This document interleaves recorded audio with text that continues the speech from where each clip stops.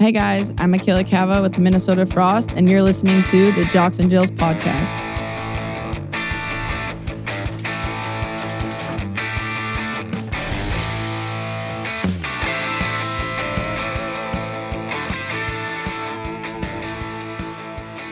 Okay, Jocks and Jills, episode 11. Here we are, Tessa, Julia. The holidays almost upon us, Tess. It's coming in fast. It is. And it's been a nice week so far for both of us. How are you? I'm not going to lie. I totally missed a school email from Theo's class. And there have been like Monday, Tuesday, Wednesday themed things. No, and your kid showed up with Hasn't no theme. done any of them. And today was, or this day, which was Thursday when I dropped him off, was pajama day. And I saw his little buddy walking up to school and I was like, hey, what's up, Elliot? What's going on? He's like, I'm wearing my comfy pajamas. I'm like, oh, he's like, it's pajama day. I was like, But Theo doesn't like attention stuff like that. Like he likes his routine. He likes his clothes. Okay. I'm like, oh, bud, do you want me to go get you your pajamas? He like gave me this side eye. He's like, no, I'm not. I am not doing that. But was literally everyone else in their pajamas? No, I don't know. They all get dropped off in their snowsuits, right? Right. You 'Cause can't it's tell what's outside. going on underneath No there. idea. But I don't think he would care because he wouldn't want that. That's so Thankfully, funny. yeah. I miss Grinch Day. I don't even know what I would have done with him there. Sent him in green. No idea. Grinch Day. That's Yeah. a new one. I know. But they were serving up popcorn today and cookies and milk. So I was like, dude, you're getting popcorn and cookies and milk. Oh, You're man. fine. You don't need your Holidays, jammies. Like Christmas time when you were a kid, that last week before school ended was so electric. You watch movies the whole time. Roll Your it in. teachers were already hungover and checked out. It's fine. It's what it is. It's the holidays. Yeah. Yeah. I come from a teacher family and the Oh, group yes. chat is always buzzing with like, how do we survive the next couple days? Okay, here's my thing with teachers and gifts. Like, I really struggle with that. Like, teachers get enough knickknacks and like colorings from students. Like, do you get the does your Starbucks gift card or the Starbucks. LCBO gift Okay. card. LC So she gives it to her daughter. alcohol hopefully. gift cards and Amazon even I think is an okay Amazon's gift pretty card good. because then you can get whatever you want. Yeah. Not booze though. They don't A serve lot of up booze. knickknacks. Like, you know how many mugs there are in my house? Oh, Number my one gosh. teacher. No one needs mugs. A ton. And I love a good cozy mug. And but- if you don't like your teacher, this is one thing that I've really come to learn as an adult is like when people gift you a mug and it's not dishwasher safe and you have to hand wash it. Oh, that's So like, if you here's a don't like your chore. teacher, give them a mug that can't go in the dishwasher. That's the worst. Oh, that is funny. Okay. Yesterday we went on a different podcast. We went on Sarah Spain's podcast, Good Game. Yes. Make sure you guys take a listen to that. I learned something new about Julia, everyone, that I had no idea. And she kept it a very good secret. And I don't know how Sarah Spain dug up this dirt, but boy, oh boy, it was glorious. Well, it's because I'm not a LinkedIn girl. Oh, That's what happened. Because apparently my stupid university self thought I needed to put my high school job that has absolutely no relation to my current career well, maybe. on LinkedIn. This actually isn't a secret. And anyone like who knew me during this phase of my life, and even my friends in university, because I would leave my condo in downtown Toronto and my job at TSN. This happened a couple years where my boss at TSN, shout out Dave for letting me do this because I was only 19 and he was like, oh yeah, you got to go home, kid. You're still just a little lad. I would go home in the summer to work this job. I would leave TSN and go home in the summer.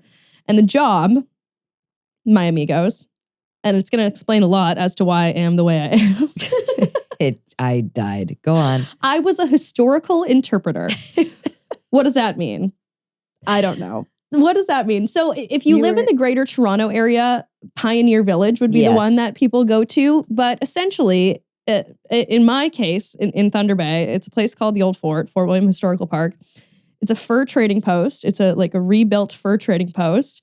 And in the summertime, it fully comes to life. The whole place is staffed and everybody who works there has a character. The characters are real people. And Julia transformed into Annabelle. Yeah, that was the downside to And the she whole had thing. chickens and goats.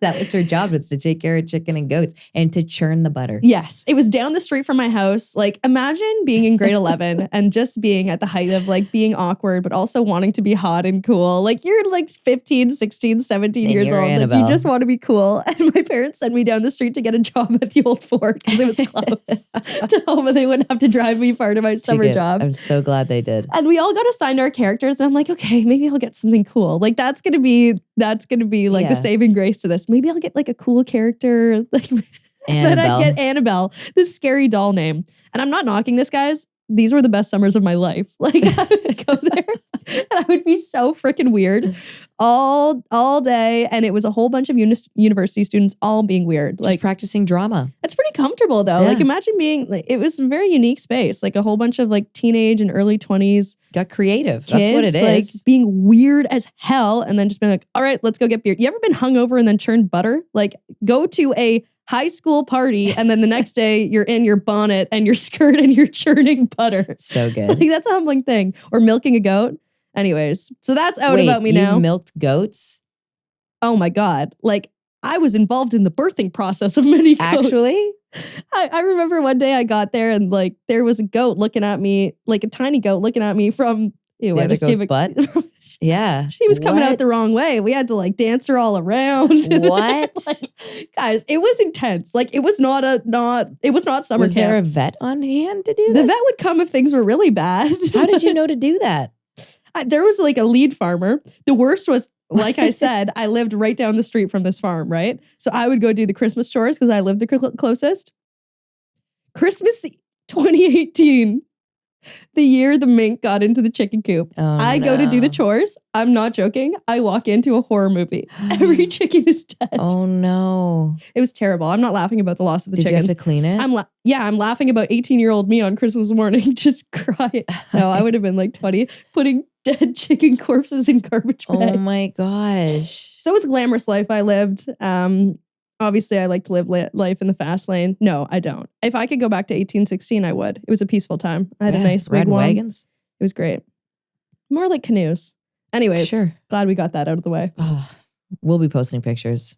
The pictures are Not necessary. of the chicken coop massacre, but of everything else. Nor the birthing of the goat. We don't need that. No, Everything no. else is great. Butter Yeah. churning and bonnets. Yeah. Kylie Kelsey's also great. Yeah. We love her new podcast. Yeah. Not gonna lie. She's crushing it. Yeah, dude. Move over, Seth Rogen. She's just Joe like, Rogan. I mean, Joe Rogan. Yes, Seth. Sorry. I do like Seth Rogen. So Seth Rogen's hilarious. Yeah. Joe, she's just like, drops a bomb. I'm here. Yeah. Give me Alex number Cooper, one. everyone in the big podcasting world. I know. And a whole bunch of people were tagging her in our They like were. clip with Kendall Coyne Schofield talking about how she thinks that O linemen are the best partners, obviously, because her partner was an O lineman. Yeah. But Kylie Kelsey apparently had like a similar rant on her podcast that O linemen are the best partners. And I hadn't heard that until you pointed it out to me. And And I I was didn't like, even do it. It was go our figure. listeners. So thank you guys for keeping us in the loop of the podcast world. yeah. We obviously, I live in the year 1816, so sometimes I need to be reminded of modern technology. That was another funny part of that job. People be like, "What time is it?" And I'm like, "I don't know. Look at the sun." Let me check the dial. You go the to look at the sundial. sun. Yeah, check Yeah. your sundial. Oh, it was the best. Okay, now that we know all this weird information of me, let's get to the headlines. The PWHL over the last few days. Okay, first things first, we are going to be at the Toronto game this Yes. weekend, 2 p.m. It's Toronto, Montreal Yeah. at the Coca-Cola Coliseum. And there is something very fun happening. This is all in support of our friend Erica Howe, who was the Toronto Scepters goalie last year. Yep. We talked about it on the podcast. She was diagnosed with breast cancer over the summer. She's fighting it hard right now. And because she's the awesome person that she is, she doesn't want to just fight it alone. She wants to kind of create this huge initiative and have the whole league fighting with her and kind of thank the doctors that have been really helpful throughout her treatment. And I know her dad also fought cancer. So she wants to give back. And we're going to help her do that in a really big way this weekend at the Scepters game. Yeah. Everybody bring your brand new bras. Bring your brand new bras. We We're will gonna- also link in the show notes like where you could donate to Erica's cause. Yep. But there's going to be a whole bunch of initiatives at the Scepters game this weekend. And one of them is the bra toss. Yeah. Big bra toss. Now, here's the deal. Okay. These bras are new. They're going to be donated. It's awesome. So when you come in, we're going to get you to chuck them in a bin. Yeah. Because to we be want clear, them- don't bring your lingerie from last year's Valentine's Day that Nobody you're not wants wearing that. again. It's unworn new bras that are going tags to be on, donated. please. We don't want used lingerie. And then when you go inside, there will, depending on where you're sitting in the arena, there will be similar to like rally towels and stuff. There'll be bras. Bravado's actually donating over $60,000 in new bras. Wow. That'll be tossed on the ice at the end of the first intermission. So don't get out of your seat thinking you're going to go get a snack or a beverage or take a quick pee break before everybody. Do not. Yeah. Stay in your seats and huck bras, people. We're going to be there. Tess and I will be on the bench as soon as the Don't first hit us. period ends. Or do. Like if you hit us and get a bra on our head, that would be kind of hilarious. Like in Lilo and Stitch. Yeah. Love that movie. Never seen it. What? Never seen Lilo and Stitch. Your kids would love it too. It's Yeah. Is it scary? I don't know. Everything's scary. I was like hoping to watch The Grinch with Annie and Theo this year, but that's really They like scary. the cartoon one. Oh, I love that one too. Yeah, With not Tyler, the Jim creator Carrey song. one. Too scary. Yeah, it is scary. Yeah. But bra toss this Saturday, Toronto, Montreal. We will see you there. Make sure you bring new tags on bras to be donated. We are really excited about this one. I think it's going to be like bra toss. Like it's going to be freaking awesome. So we can't wait. Couple of games this week since we last talked. Ottawa, Boston. Boston makes it 2 games in a row. They get to welcome back Alina Mueller. We were all happy to see that she's out of concussion protocol. Back and healthy. Close game, but Ottawa drops another one, unfortunately. Boston loves playing tight games, I feel. Now, albeit, this game was a goaltending duel. Like, back and forth goaltending duel. Mash had me out of my seat. Frankel had me smack in my head. I was just like, my goodness. The first period was so tightly contested and the goalies were standing on their heads so much. I was just like, I think this is going to be 0-0 going to overtime if this keeps up. Like, obviously they're going to go to the locker room and there's going to be adjustments made, and they had their legs under them after coming off a break, you know? So I knew the second period was going to be different, but the first period I was just like, man, if this stays this way, this is going to be nothing till tomorrow. It did feel like a game that was going to just kind of be really tight like that. Oh, and then Jamie Lee Rattray just gets the most disgusting goal that you can imagine. It was such a Rattray goal in close. She was so patient. She had 1 or 2 chances like that before her goal happened. Yeah. And I was just like, oof. Rattray, shout out to her. She had a really good game that game. She was all over it. So did Excellent pregame interview too. Yeah, great pregame interview. Ratty was buzzing. Yeah, she was good. She wasn't tooting in any pregame meetings by any means. She was just dialed in, you know? But yeah, that goal was so dirty. The patience on her. The defender on the charge is likely going to want to take that one back. She did what she thought was best. And I get it. She made a decision in that moment, but you can't let Ratty walk right into a scoring opportunity like that. You got to play the middle, take the pass away, and then force her to shoot. But Ratty doing what Ratty did, it was given to her, so she took it. Mrazova in that first period, by the way, tried to go for the Michigan. I was like, do it. Oh, and it fell off of her stick. Anyways, that would have been so sick. I love that girl's creativity. Her and Vanisheva were just on fire. Every time they're out there, it's like they are trying so, I know the point of the game is to score and everybody's trying to score, but they are trying so hard to score and they're getting chances, and you can literally see the visible frustration in their body language and in their faces when it doesn't happen. Yeah. And like, I like that hunger, that grit that they have is really propelling and driving this team. Because Ottawa was great. They had, a good first period. They were heavy on the forecheck. I love their puck possession. They were really moving the puck around well. Things just weren't going for them. The green monster, Erin Frankel. It's impossible. Truly, she was just like, sorry guys, today's not your day. And like, you feel bad. You can understand how frustrated Ottawa must be. But listen, they did have good goals. Their first goal was created by one of my favorite players right now. Every time I watch Danielle Serdachny, I fall more in love with the way this kid plays the game. She rocks. She rocks. She uses her size well. She's got great hands, her hockey IQ. And what I mean when I say hockey IQ, or anybody says it, is the way she can create space not only for herself, but for her teammates as well. She really has a good spatial awareness, if you will. She knows how to speed the game up and she knows how to slow it down with and without the puck. All right. So on this first goal, she had the puck. She really kind of delayed and pulled the puck back, made a nice move. And then she ditched it to Jinsey Rose. Yeah. And then it was just literally a pinball. It went off of Susanna Tapani. I know everybody thought it went off Jenner. It didn't. It went off of our friend Tapani and in the net. And it was just like, you know what? Sometimes when things aren't going your way, you just got to throw the puck at the net and good things happen. And that's what this was. Ottawa got a break for working hard. Serdachny creating that space. Rose thinking shot first mentality. Yeah. And she did. Great. Went in. But then Boston was just like, can't let you have that. No, they took shut it 73 down. seconds. Yeah. 73 seconds. Boston was just like, you're in our barn. You're not doing this. We're going to get one back for our attendee who's been playing great. Maloney, the no quit on the rebounds. What, she take 3-4 whacks at it? Yeah. That was like Must have literally been. 3 shots in under 2 seconds. Yeah, they do play really well at home. They do. I like it. The first 3 goals I like were the first goals of the season for all the ladies that had scored, which was pretty cool. And then Teralova, great goal. It was just, this is what I was talking about, what I want to see Toronto do. Ottawa was just a quick breakout, quick through the neutral zone. Jenner takes a peek back, sees that she has her, drops, crashes the net, forces Frankel kind of to go back in her crease because she's crashing so hard. Frankel can't stay out and commit, right? Letting Teralova get that shot off. And she acted as a screen as well. It was just good hockey by Ottawa on both of their goals. And they played great hockey throughout this entire game. I really felt bad this didn't go their way. However, Boston played great as well. Yeah. So you just knew no matter what, like both teams really had to be happy with the effort they put forward here. There just needs to be a winner. And it came down to Hillary Knight being a difference maker.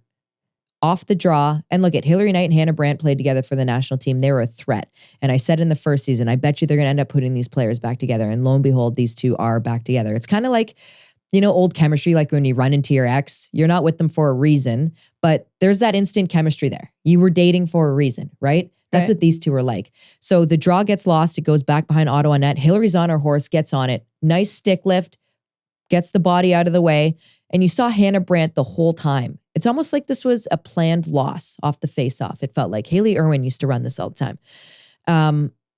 And she just stayed kind of like a shark, just lurking in the soft space, knowing exactly what Hill was going to do. And it didn't even take Hillary a half second. She knew as soon as she got the puck, she threw it right on Hannah Brandt's stick. Hannah Brandt, what a shot. I mean, I feel bad for Mash because she played out of her face. Such a great game, but it was a great shot and she was laughing after. Beautiful game winner, was she? Brandt was. It was a great shot. It was just a great play, and it just was so fitting for a Knight who played a fantastic game as well, by the way. Such a nice pass. Great pass. She had so many chances. You know who else had so many chances and is playing the right hockey is Hannah Bilka. She's playing the right. I know she's probably getting frustrated, but it doesn't matter. She's playing the right kind of hockey. There's a moment where she broke a stick. She zipped to the bench, came back on the ice, and broke up a play at the top of the blue line. It was like, man, this kid's dialed. Like, okay, she's not throwing up goals on the board right now, but it doesn't matter. She's doing all the right things to make her team successful. So I just wanted to shout her out as well. Ottawa, though, I don't think they should be mad. Obviously, sucks. You didn't get any points. You lost. But their puck movement and their possession was so great. Their forecheck was awesome. They played so well physically, and Mash was just on point. Yeah, I honestly think that this was the closest game of the season so far. Yeah, Thoughts? it was good. I liked it. That the whole game, I was just like, this is great. Like, there were so many times where I was just going like, oh. And I was like, what's happening? What's happening? I'm like, you need to sit down and watch this. Like, I can't break down every play to you, but it was good. The second question that this game raised for me. Yeah. Mrazova tried the Michigan. Yeah. Who will get the first Michigan goal in the PWHL? I think Philly's got the guts to do it. Okay. If it's not Mrazova, it'll be her. I'm trying to think who on any other team. Like, we're not waiting for Nella to get to the league to see a Michigan goal. No, it'll happen before that. I'm trying to think who's on any other team. I would love to see Petrie try it for Minnesota. She's just a grit grinder out there. I don't know if she can do it or if she's tried to do it, but yeah, those two players stick out for me. Daryl Watts, if she ever listens to us, and if she hears us talk about this, she might try it just to make us talk about it, which would be cool. I don't know how much of a fan Troy Ryan would be of such effort. However, she's got the confidence and the demeanor to get it done. Yeah. Honestly, dude, you named a few players, and then as soon as you said Daryl Watts, I'm like, how did I not think of that? Yeah. She will get the first Michigan goal in the PWHL. That would be my guess. Yeah. New York, Toronto. Great game for New York. Great home opener. Yeah. That's what they wanted. They had some great lights going. Yeah. Fans, get out there. Guys, what are we doing? Like, go out to those hockey games. It makes no sense why that building didn't have more people in it last night. That was an awesome game. The home team is amazing. Yeah. Get out to those games. You got all-stars on your team now. You guys are cooking. Yeah. Like, you want entertaining sports? You got it with the New York Sirens. Kudos to everybody who went out there and supported. That was awesome. I saw a lot of good outfits too. Oh, yeah. They were thrown on the broadcast. It was nice. But good game for New York. I feel like they played the right way the whole way through. Their power play was on point. There was actually a moment. When was it? Was it their third goal?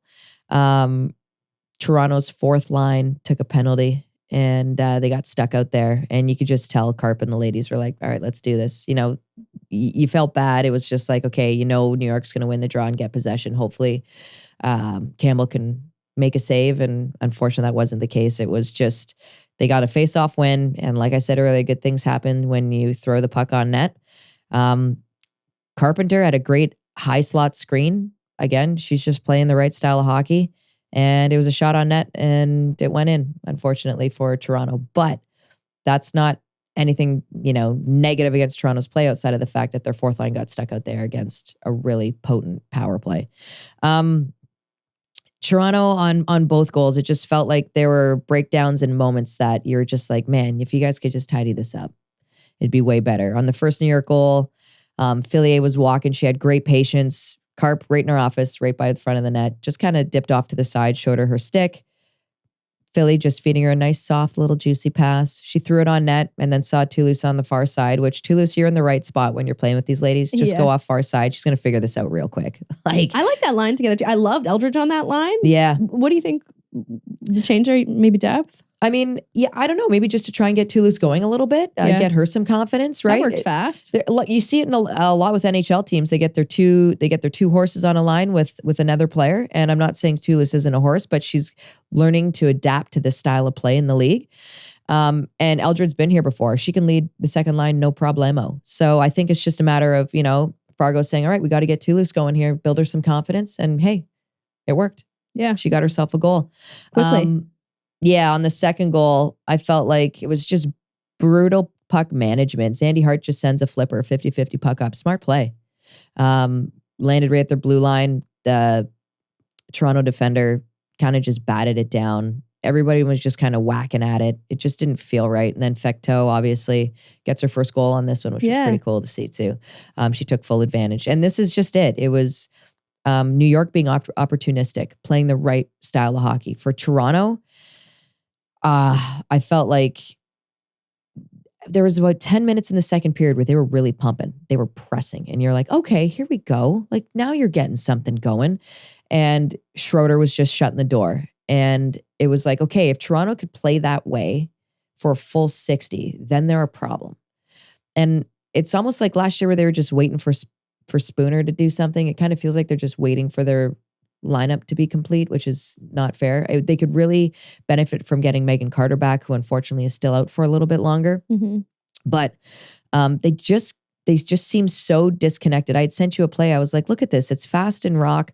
It was just a broken play. They really couldn't break it out. And I'm not pointing them out again. I don't want to harp on these two because it's everybody, every single line up and down this lineup. It's like they can't string two good passes together for whatever reason. It's just really hard right now. There's a disconnect somewhere.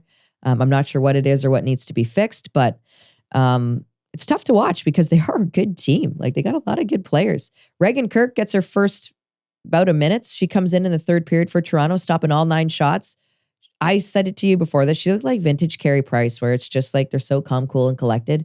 They're just in their positions, letting the puck hit them. There's no panic. It's like, all right, I'm in my spot. I'm covering all my angles right. Puck hits me. Cool. Yeah. Rebound, puck hits me. Cool. Gobble it up. I always say I hate evaluating goalies because I'm like, I don't know. It's a mystical position to me. I don't know too much about it, but that's the first thing I said to you. She just looked chill in there. Yeah. And then all of a sudden you notice it's like the second line on Toronto just starts playing properly. It's like they fed off of her a little bit and things kind of started getting a little bit easier. It was a quick breakout. Zone entry, they had sustained pressure. Miller just capitalizes on a rebound from a point shot in the right spot. Mm-hmm. Wasn't pretty. Who cares? Wasn't pretty. Don't care. You're on the board. And I think they just have to start getting back to these gritty, dirty goals, right? Because I don't know. You can't be too fancy. It's got to be this way. But it's crazy to look at the standings and the scoring because you got Fillier, Carp, Eldridge, and Zandy Hart 1 through 4 it's in crazy. the scoring lead. Yeah, I love this turnaround for New York. I'm interested to see if they can keep this momentum rolling. They just look like they're having so much fun right now. I think they're only going to get better. I think, the systems Fargo is implementing and putting in place and the way he's got them bought in and, the way he's like manipulating the lineup, like I said, to get Toulouse going, I think is fantastic. And, Eldridge didn't seem phased at all. She was on the second line. She's just like, I got a duty here. Let's go. Let's get it done. Yeah, and they did. New York gets it done 4-2 over Toronto. Our player interview this week is okay. So we've talked about it. I never want to speak about it again, but I've been like on and off sick for the last little bit, and I missed this interview, and I'm very sad about it because it's the first time that we've had a player from Thunder Bay, Ontario on the podcast, and this player is a really special player in my opinion. She has won everywhere. She's won in Sweden. She's won in Russia. She's won in the PHF, and most recently, she won in the PWHL. Taylor Heisey was amazing. She was definitely second candidate, in my opinion, for playoffs MVP for Minnesota last year in their championship run. And Tessa, I got to listen to this interview this morning before we recorded this part of the podcast. Yeah. I love it. I knew that you wouldn't leave like 100 Thunder Bay shout outs out. Like you got so many in. I had to. I really appreciate this. You're and welcome. I love this interview so much. It's Tessa and Michela Cava of the Minnesota Frost. Jocks and Jills is incredibly happy to welcome the woman who literally wins everything. Like losing is just not in your vocabulary. All you do is win, win, win, I feel. Michela Cava joining us here. And Julia Teixeira is probably so upset right now that she can't join us for this interview. We've kept her away. She's sick. We don't want her spreading her disease to all of you. We need to keep you all healthy so you can continue playing the amazing hockey that you guys have been displaying both last season and this season. But Michela, she would absolutely ream me out if I didn't start talking about Thunder Bay. She loves Thunder Bay more than everybody. She loves going home. She loves sitting in her garage with her dad, doing Thunder Bay things, going fishing, all that good stuff. So what was your experience like growing up in Thunder Bay? Yeah, obviously I'm sad that the Thunder Bay legend Julia isn't here to do this interview with us. But yeah, I would just say Thunder Bay, it's all hockey there. Yeah. Outdoors, playing on the outdoor rink in the backyard.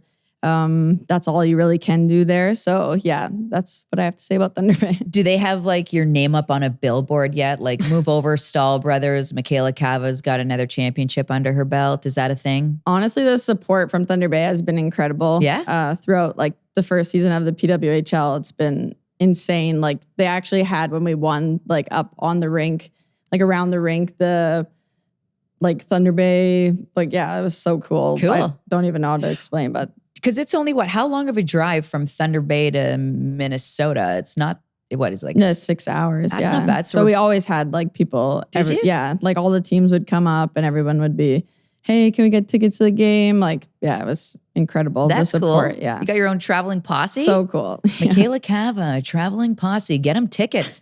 So how did you start playing hockey? Where did your love start? Yeah. So my family like all grew up playing basically. My dad played in college in Duluth. So it's actually kind of cool because I went there too. Yep. He went over to Europe for like 10 years and played overseas in Italy. So that was also really cool. Were you born when he did that? No. No, you weren't thought of But yet. my brother was born like in Thunder Bay, but went back for 2 years. So my brother lived in Italy for 2 years, which is kind of cool. Yeah. And then he just was like, I think it's time he was spending a lot of late nights out. And my mom was like, all right, what are we doing here? Let's go back. So yeah, they went back to Thunder Bay and then they had me 2 years later. So yeah, I guess it was just mostly from my dad, I would say. And then I also like all my cousins played too and stuff. And yeah, it's just big hockey family and felt like the only thing to do. I tried to do dance till I was 5. And then kind of just like every time I'd go there, I'd cry and be like, this is terrible. And I was like, Mom, I'm not doing this anymore. My dad's like, hey, this is enough. Like, she's done. Girl wants to play just hockey. from there.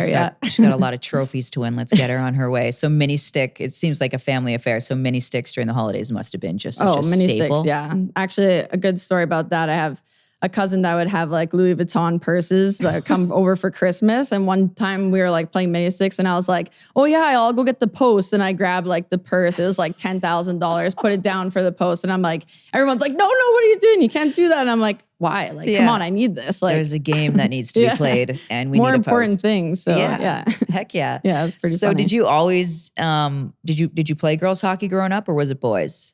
I played with the boys till I was 12. Mm-hmm. And then 13, I switched over we had like the Thunder Bay Queens. So yeah, took a couple hard hits on the blue line, some big D, and that was it. I know what that's like. I don't know what it was like for you, but I felt like as a kid growing up playing hockey with the boys, I was a really shy kid. And I felt like it wasn't until I made the switch to women's teams that I truly kind of came out of my shell. And I don't know, maybe it's because I was just with my people. Did you feel more comfortable playing on the female side or was that a big adjustment for you? I feel like in Thunder Bay, I don't know, we like grew up, like I was always playing with the boys, like outside at recess and stuff. Like we were always, there wasn't many girls that I hung out with. So I kind of felt comfortable being around them. It was more so once they like started getting older and like, Bigger. I was like probably like 4 foot, I don't know, like 8 or something. And they were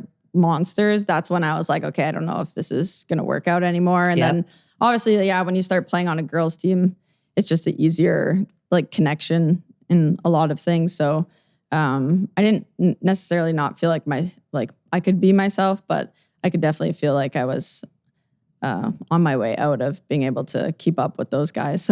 So when did your, I guess, run begin at just winning all of these championships? Was it back in 2012 when you won the provincial championship? Was that your first major tournament that you remember winning? Yeah, I would say probably when we won like provincials, and then we went and played out in the nationals. That was probably like the biggest one. And then I went to college and we didn't win at all. Then when I went overseas, I was like, I think I'm never going to win. And then one time, the one season we won, and then after that, it hasn't stopped. So like, yeah, for a while I was like, I might as well just stop now because it's not happening. And then now I've been lucky enough to play on different teams every year and just, yeah. So is it like having won so much and understanding the team dynamic that goes into winning? Like, let's start with your 2012 provincial team that won. Like, what was it about that team that like separated you guys to help you win that championship?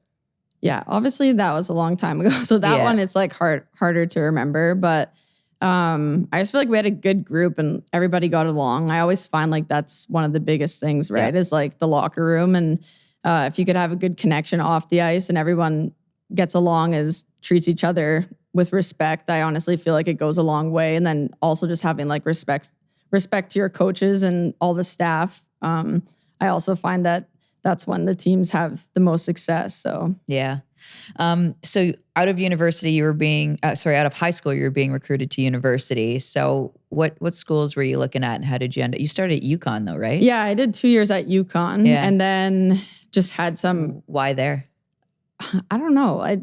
Back then I just felt like I enjoyed it. The school was awesome. Like it was such a unique school, just everybody being on campus. Like most of the students all live on campus, whereas like in Duluth, it's the city, and then like everyone lives all over the place, and the rink's down by the water and the school's up on the hill. Like it's just a different setup. Whereas like UConn, like everything was right there. Right. And the bars were all like student bars. So it was definitely a unique experience, but I don't really remember why I chose to go there. I had like Elaine Chuley, played against her a few times, went to camp with her a few times, and had a good relationship with her. And like that honestly could have been one of the reasons why I was like, oh, this seems like fun. We were roommates for 2 years, had a great time. Cool. So, and then just had a hard time being away from home. My grandpa had passed away while I was away at UConn, and then I just kind of felt like I wanted to be closer, and then went to Duluth 3 hours from home. So was that your father just dropping the Duluth seed from time to time? Probably. Yeah. I don't know. I just felt like I wanted to change things up, and well, obviously it was a hard decision, but.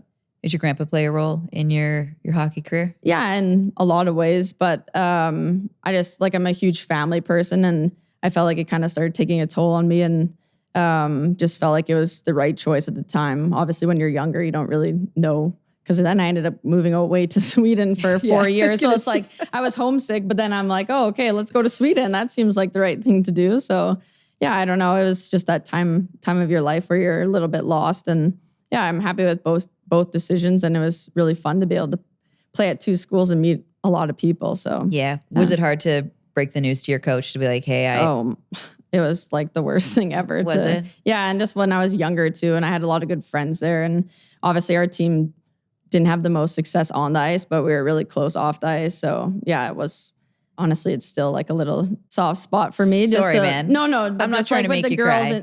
No, not in that way, but like I felt really bad for like all the girls, and yeah, it just took a while to be able to get that relationship back with them and know that How quickly did you just slot into Duluth's lineup and locker room? Did you know people on that team before you went? Yeah, I knew a few girls, like Jana McParland. We grew up, like she was from Scriber, so it's pretty close to Thunder Bay, another small town place. But I knew a few of the girls, but it was pretty much like a fresh locker room to walk into. And I didn't actually play that much that season, but it was a good experience, and there was a lot of good girls on the team. So, I mean, I just took it as a year to learn, and luckily I was able to play on like the top line the next season after that, and had a really good year. So who was that line?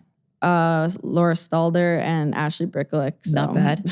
It was like insane to play with them. So definitely learned a lot from both of them. And I feel like definitely elevated my career. So did you learn any Swiss German swear words? No. From Stalder? Definitely None? not. She didn't No. share anything? No. Come on, you didn't hit her up for any of that? I feel like every time I play at a team with someone that speaks a different language, I'm always like, give me the goods. The Swedish girls I learned stuff from, but some of the languages, like I have had Czech teammates and Swiss teammates, and those are like out of my just too hard. Yeah. Do you remember any of your Swedish? Yeah, a little bit. Yeah. I also worked at a grocery store when I lived in Sweden, so I definitely. No, wait, did you? Yeah. Were you stocking shelves? No, I was doing it was during COVID, so I was like packing people's Oh, you were the in-store groceries grocery and stuff. shopper. Oh yeah, it was great times. Come on, how'd you get that job? I don't even know why I'm telling people this. This because is great. Yeah, it's kind of embarrassing. Michela Cava, if you live in Sweden, very well could have packed your groceries. You don't know. Mm-hmm. Did you have to do the wipe down thing too? No, I just had like this scanner, and I'd go around the store and all these people would come and talk to me and yell at me because I didn't know what they were talking about. So yeah, it was really good. You could technically put it on your resume as like personal shopper. Yeah. Do you know what I mean? That's what it was. Probably do it here too. I mean, yeah, you could do the what is it? Who has the grocery delivery? Is it Instacart? You remember? Anyways, I don't know. I've used it plenty. But yeah, let's talk about that. So you graduate university, you went back home, you got your family fill, so you felt like your cup was full that way, and then it was like, peace, I'm going out to play overseas. So Moto, I think, was your first team that you played for over there? Yeah. Did they recruit you? Did you reach out to them? How'd that come to be? I had a few teammates that were already planning on going there. So I just had talked with the coach, and he ended up saying like, yeah, we want you. And I was like, all right, let's do this. And I went over with Sid Morin and Caitlin Tugas, two other girls that I like grew up playing with. And yeah, seemed like the right thing to do at the right time. And yeah, I had the best time. So I always was very jealous of people that got over to do that, because you look on their Instagrams and it's like, okay, hockey sure is something that you're doing, but like then you got the wicked travel that you get to do when you're over there. So like, what was the life of an SDHL player like? Like what's the schedule like? When do you actually get to go and travel and do all these cool things? Or is that just an Instagram versus reality thing? Yeah, like I think obviously I was there quite a few years ago, so it's probably changed since the time I was there, but we always had like a few breaks throughout the season. So you could either like go home or like we'd have maybe like a week off or something. So we did have time to go away. So usually each season I would go like one place. So I went to like London and France, and then like COVID hit while I was there. So for like 2.5 years, we weren't able to go anywhere. So there was like a stretch that I literally didn't come home for 2.5 years. Like I just lived in Sweden. Oh my gosh, did your family cup empty so quickly? Were you like panicked over there? No. Okay. At that time, I was like settled. I bought a dog there and all this stuff. So I was like, did the dog? You still? Oh yeah, he's here. Okay, he's what's in your dog's Canada name? now. Matt's. Like Matt Sundin. Is that who you named him after? Yeah, we had like this big poll in the dressing room about like what the name was going to be, and all the names were terrible. And then someone put Matt's on the board, and I was like, okay, Matt Sundin was my favorite player growing up. This works. So that's how he got his name. But everyone calls him Max here. So yeah, MAX. Whatever. They don't know. But I'm like, yeah, that's fine. Does he have a little Matt Sundin jersey that you put on him sometimes? No, actually, he doesn't. But he'd probably like that. You. Maybe I'll have to buy him one. Yeah. And then you switched. You played for Brynäs for a year, and then Luleå. So, what are teams recruiting you as your contracts expire? Or are you just basically like, I'm done here, I'm going to go play there? Yeah, it's like pretty similar to I guess like any league, but you'd just reach out to the GM and if you wanted to move somewhere else, or for me, it was more so I just wanted to like try different places, right? Like I knew I wasn't going to live there for 10 years. So I was like, oh, could be fun to go. And then Luleå is just like a powerhouse every year. So I'm like, I'm not winning. Like I want to go home soon. I want to win. So I was like, let's go to Luleå. Got it done. Yeah. Then you went to Russia? Yeah. So I played for the KRS. Yeah. The Chinese team out there. We had to play in Russia. Yeah. Like, what's that experience like?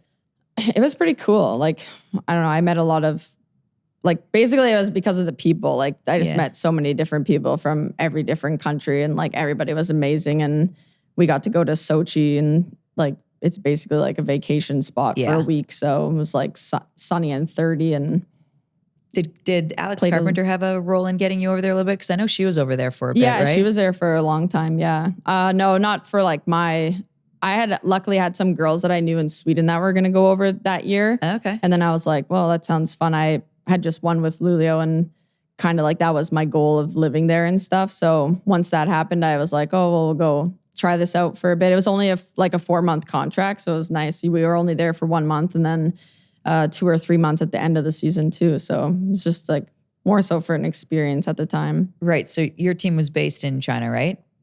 I think they like originally were, and then the last couple of years that they were playing, they were over in Russia. I don't know if it was like 3 or 4 years they were over in Russia. So you were flying everywhere though, right? Russia's huge. Yeah. So like even we'd have like we were in Moscow, and then we'd fly to like Siberia. It was like a 6-hour flight, and it's in Russia the whole time. So you're like, this is insane. Like it is so big, and the time change was like, I can't even remember. I don't even want to say because I'm probably going to embarrass myself, but the time change was right. I didn't even think crazy. About time change. Are the winters there as insane as everybody says? I feel like maybe in like where we, like some of the games were, it was like, like very cold or was it similar to Thunder Bay's winters? Yeah. Like right. Like around Christmas time, Thunder Bay is like -40. Yeah. So I don't know. I have like a different aspect for like climate than other people, I think. Yeah. So you're used to the cold, which is why you probably fit into Minnesota. Well, girls were like, we were walking back from dinner last night, and girls were like, I'm freezing. I'm like, okay, like come to Thunder Bay if you're going to complain about being cold. You're in Toronto. You don't even need a winter jacket here. Like, come on. So I say that, but I was complaining this morning about how cold I was, and I'm from Northern Ontario too. So please don't take my Northern Ontario card away from me. It is cold here right now. It is, but like for Toronto, it's cold. Northern Ontario, you got to plug your car in, otherwise that thing's not starting in the morning. And it's not an electric car, just so we're clear. Like you got to plug it in so your battery doesn't freeze into a brick, right? Or put it in the garage. But if you don't do that, then see, so you say garage. Julia says garage. Or Grage. So we don't say it the same. No, she must be from, it's a different dialect within Thunder Bay. I'm just only going to assume. I can't speak for her because she's not here. She's homesick, as mentioned. So then after that season, you decide to come home. You suit up with the Toronto Six and a championship there. I feel like in that moment, you had already won a lot. And like I said, you explained the feeling that when you have the right dynamic to win a team. Is that what it felt like from the beginning with the Toronto Six, or was that really like a work in progress as that season was going along?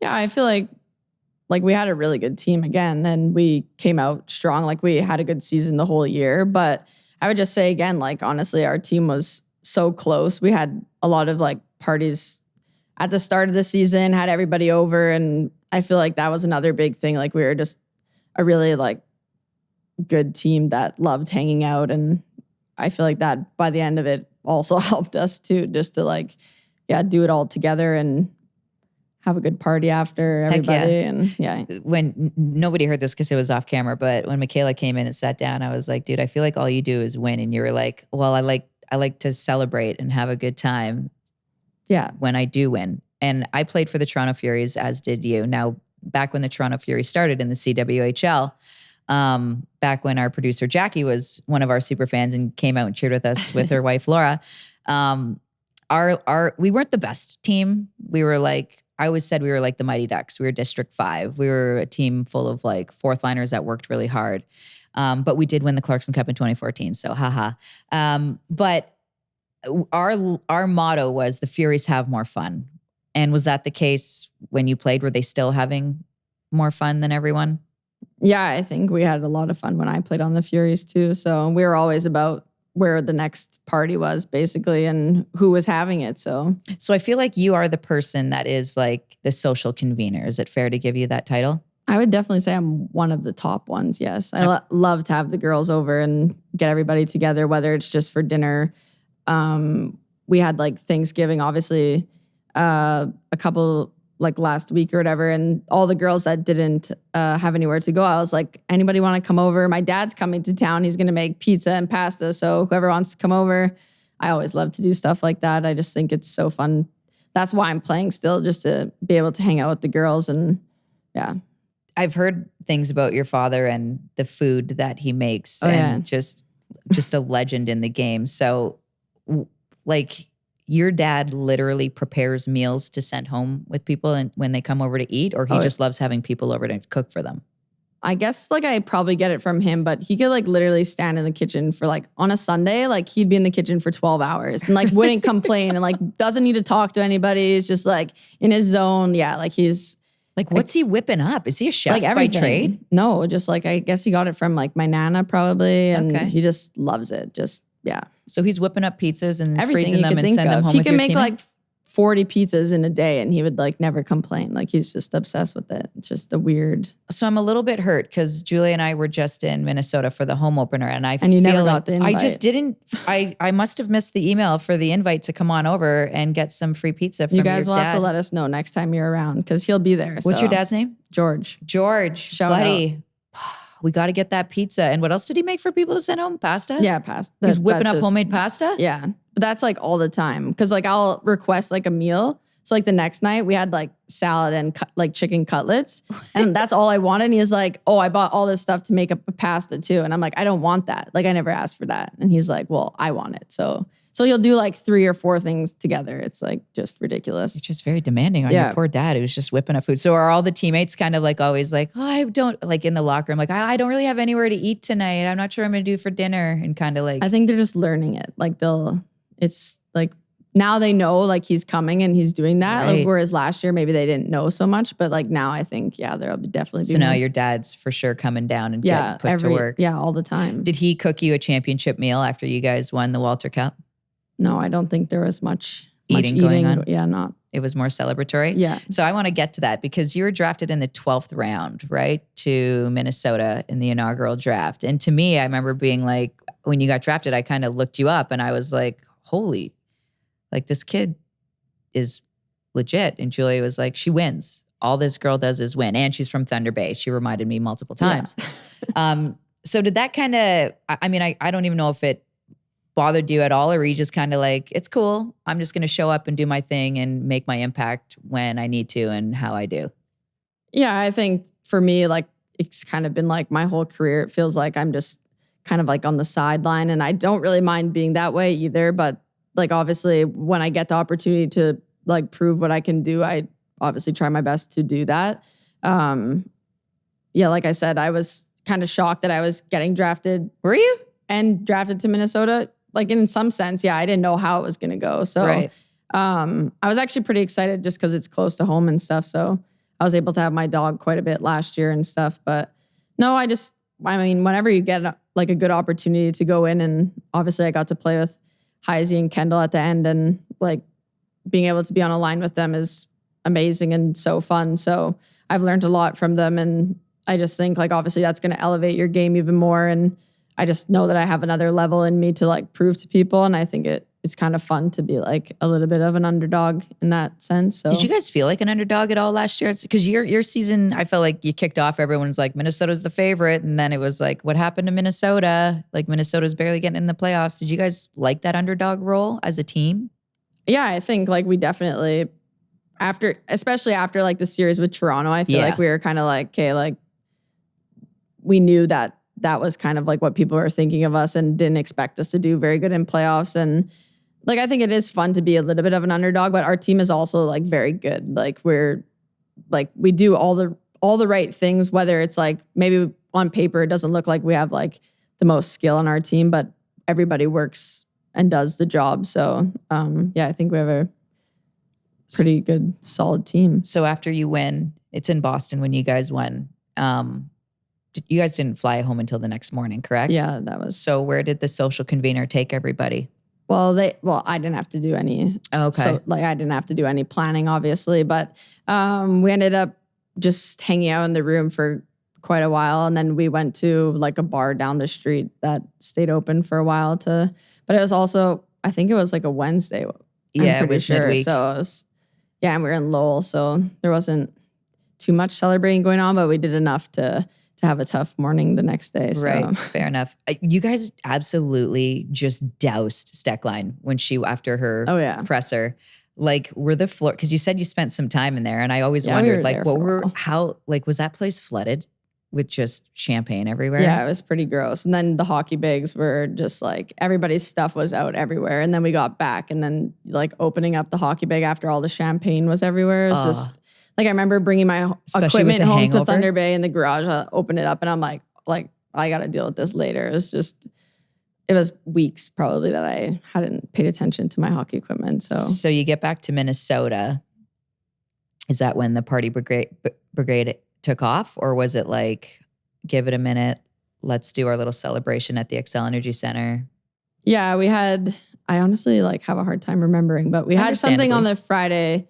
So we won on Wednesday. I think we had something going on Thursday that I can't remember. And then Friday we had like the fans come to the arena, and that was pretty cool. So nice. Yeah. Then, we partied for a few days in a row there that they all kind of went into each other. So like I said, you loved winning. You're not sharing any of your partying stories with me from the Walter Cup, and that's just fine because they're your immediate teammates, and you would probably get upset if you steward them. But I don't know if they would, so we'll have to I'm just take going to it ask off. for like of everything that you've won, can you give me one or two of your favorite celebration stories that you're able to share on our podcast? Yeah, I'd say it was pretty cool when I won in Sweden because it was COVID. So we were in the locker room the whole night. So I remember walking home at like 8 a.m. No way. Yeah, it was.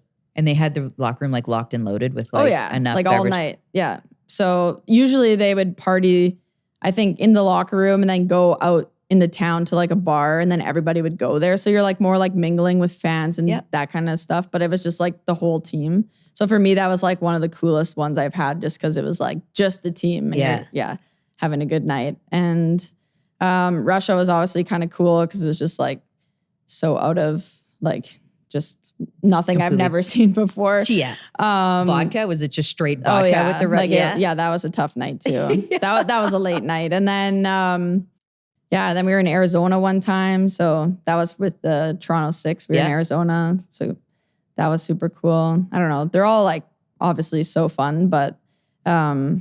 That's what I can give you. I heard recently that you purchased a new vehicle. Oh yeah. I don't know how you heard that, but what'd you get? What'd you buy? What are you cruising around town in? What's the latest? Yeah, I got a Ford F-150, but it's old, so I don't know why we're. What do you mean old? It's a 2015, so it's nothing special, but okay. I love it so far. So cool. T-Bay girls have to have a truck to drive in to pull your snow machine and all that fun stuff around. You a snowmobiler? Yeah, but not like right now. But do you have like the Fox I want to jacket? get one, so I was like, I'll get a truck first, and then I'll get the fun things after. Yeah, yeah, good for you. Well, would you ever pull up to the rink in your snowmobile? Because where I went to high school, people would drive their snowmobiles to high school. I don't know. I don't think I would make it from my house in Minnesota. Too far? Yeah, it's a little bit too far. But fair enough. Maybe if we were playing in Thunder Bay, we could do that. You recently signed a 1-year deal with the team. Congratulations. Thank you. So after a season like last year, what are the expectations for yourself and your red truck? I don't know. I would just say I'm trying to keep it light. Like I don't want to put too much pressure on myself. But I know I have a lot more to give than I did during the regular season last year. So I just want to obviously play good every game and be noticeable out there and try to give my best to the team. And I'm trying to, like I said, not play too nervous and have confidence. So that's my goal for the season this year. Nice. And as you look back on your career, obviously I feel like you still have a lot of time left to be playing in this league. As you look back, is there one person that you find was the biggest supporter of you, whether it's a family member, a coach, a teammate, that really helped you, continue to play the game and get to where you are? Yeah, I don't know. I feel like as I've gotten older, like I'm so thankful for my family. Just like every time I play a game, I have like 50 messages after, like a group chat of everybody watching. And I just feel like to me, that's kind of like motivated me to keep playing. And just like, I'm so lucky that I have support like them to know that I'm like worthy. And like, it's just pretty cool to have them all a part of it. And just seeing like how excited they are to watch all of our games and stuff. So, well, you are worthy. You're definitely decorated and successful. And we appreciate you coming on the Jocks and Jills podcast to chat today. Just so everyone knows, she hasn't named her truck yet. So we will be putting a poll out there where everyone can decide. Matt's, M-A-T-S, is off the table. It will not be Matt's. We'll have to find maybe like a Forsberg, like a Peter Forsberg. Were you ever a Forsberg fan? No. Yeah, of course. Me too. We'll get to that. But anyways, thank you very much for joining us, Michela. Appreciate it. Thank you so much. She doesn't say grudge like me. No. That's okay. She's sophisticated. Go off, queen. I'm not sophisticated. Maybe it's just the suburb you live in. I don't know. Maybe it's the fact that like Like, it's not a suburb. Let me say that. It ain't a suburb. It's all my family living in a row of property that used to be farm. So we've learned a lot about me on this podcast episode. I'm glad we really got to dig deep into my life. And Tuesday's episode, we usually drop on Tuesdays because Tuesday is Christmas Eve. We're going to drop it on the 23rd. We can't guarantee that it'll be out in the morning on the 23rd. It probably won't. We're going to record early morning 23rd, but take a peek for Tuesday's episode late Monday. Right. That makes sense to everyone. We're going to drop a little day early, so you guys will have something to listen to if you're traveling on Christmas Eve. Yeah. So 23rd in the afternoon sometime. We'll see you then. We'll be there.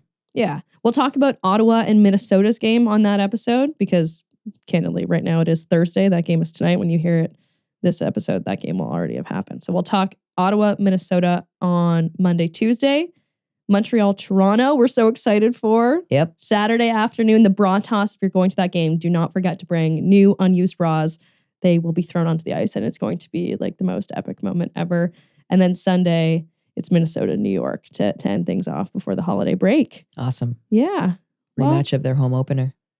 Rematch. Yep. Of Minnesota's home opener, the banner raising that got ruined by New York. They're going to want revenge. Overtime win. Yeah. Carp with the OT winner, 4-3. You and I will be in our childhood bedrooms next time we talk. Yeah. So if you're traveling over the next couple of days, stay safe, everybody. We appreciate you all listening. Make sure you subscribe on YouTube, Spotify, Apple Podcasts, Instagram, X, TikTok, wherever you find us. It's Jocks and Jills. We love you guys. We'll talk to you soon. Have a happy holiday.